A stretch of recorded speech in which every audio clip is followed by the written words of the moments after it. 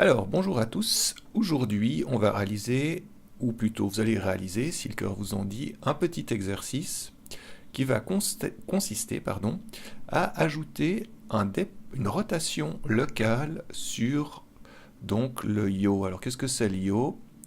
C'est en gros la partie bleue. Alors ici, jusqu'à maintenant, on avait hauteur désirée. Voilà.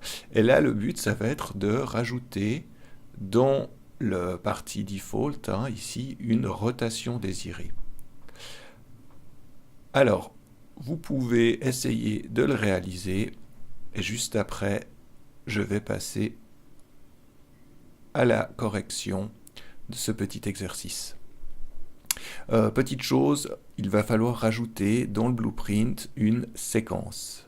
Donc un nœud séquence juste à la sortie du eventic, ce qui permettra de rajouter deux nœuds. Donc le premier, c'est celui qu'on a déjà programmé la dernière fois, qui est donc le déplacement local en hauteur. Donc il suffit juste de tirer un câble, vous mettez séquence. Voilà. Très bien. Alors, passons à la correction. Donc je vais tirer un câble et je vais faire un Add Local Rotation sur mon acteur. Voilà. Alors, comme précédemment, je vais faire un Split Structure Pin et j'aimerais faire sur le yaw. Alors, je vais le faire un Promote to Variable, ce qui me permettra par la suite de l'éditer. Et je vais l'appeler Rotation désirée. Une fois que c'est fait, je compile. Alors attention de ne pas oublier une petite chose, c'est d'aller rendre la variable publique. Mais dans un premier temps, on va déjà faire un collapse to function.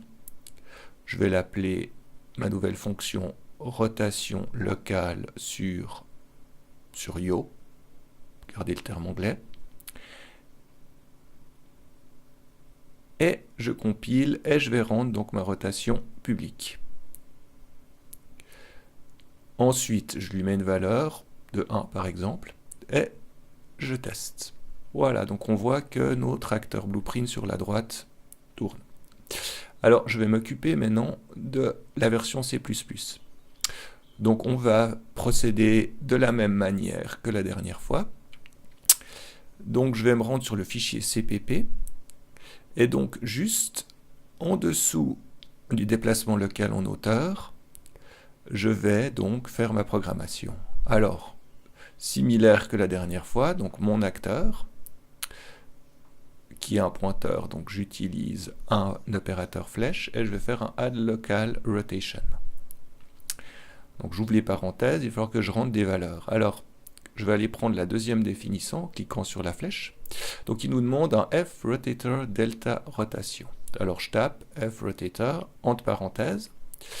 Alors il faut faire attention à une chose, c'est que l'ordre n'est pas le même en C++, c'est pitch, yaw, roll. Donc moi je veux m'occuper de la deuxième valeur yaw. Les deux autres valeurs étant à 0. Alors pour la première, je fais 0.0f et pour le yaw, je rappelle, c'est rotation désirée. Virgule, et donc pour le roll, c'est aussi 0.0f. Alors attention, je n'ai pas encore déclaré ma rotation. Il va falloir que j'aille dans mon acteur et je vais simplement recopier hauteur désirée, tous les paramètres au niveau de la macro sont entrés, je fais un CTRL-V, CTRL-C, CTRL-V, et je vais simplement changer hauteur par rotation.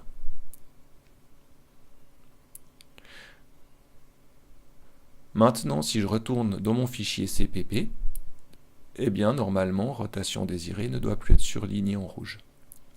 Je sélectionne le tout, action rapide, extraire la fonction,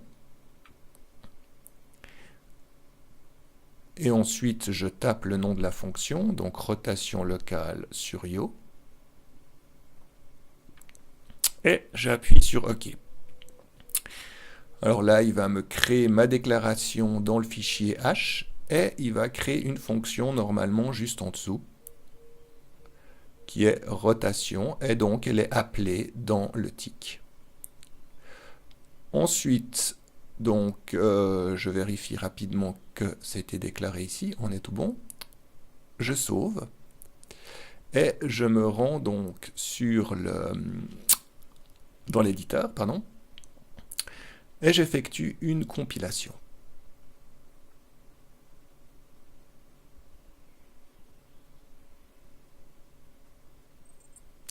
Alors une fois que c'est terminé, je viens mettre la valeur rotation désirée. Je donne aussi une valeur de 1 comme pour mon blueprint, et je lance un play et tout fonctionne bien. Voilà. Alors c'est un petit exercice qui nous a permis de revoir un petit peu ce qu'on avait vu dans les tutoriaux précédents. À bientôt.